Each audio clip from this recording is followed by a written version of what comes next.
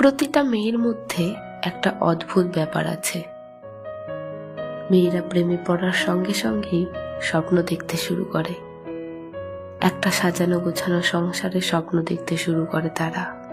মাত্র দুদিনের আলাপেই, মাত্র দুদিনের ভালো লাগাই, দুদিনের আবদারে, দুদিনের যত্নে, দুদিনের চুমু খাওয়া খাওয়িতে মেয়েরা তার প্রিয়জনের কাছে নিজেকে তুমুল ভাবে খুলে মেলে ধরতে জানে।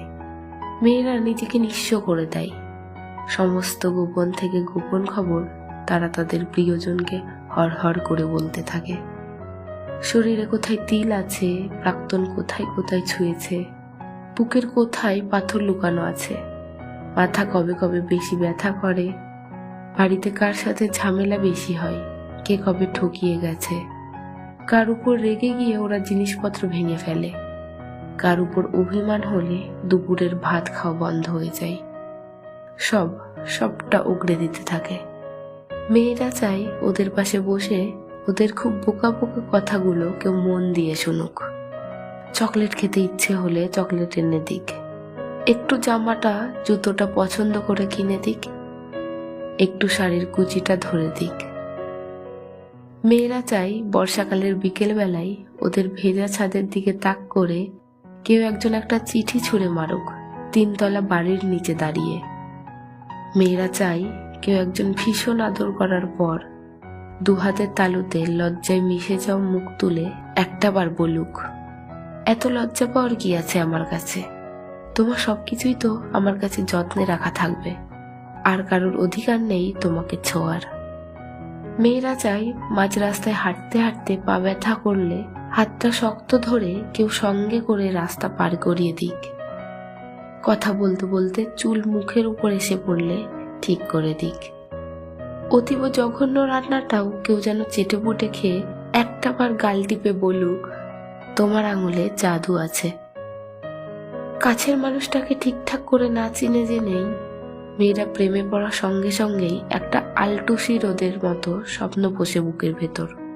একটা সাজানো গোছানো সংসারে স্বপ্ন পোষে, যে সংসারে একটা কুকুর থাকবে যাকে সে নিজের হাতে করে খাওয়াবে, যে সংসারে একটা নামাজ পড়ার জায়গা কিংবা একটা ছোট্ট ঠাকুর ঘর থাকবে। যখনই কাছের মানুষটা অফিস থেকে ফিরতে লেট করবে, যেন তারা মনে মনে আল্লাহ কিংবা ঠাকুরকে ডাকতে পারে।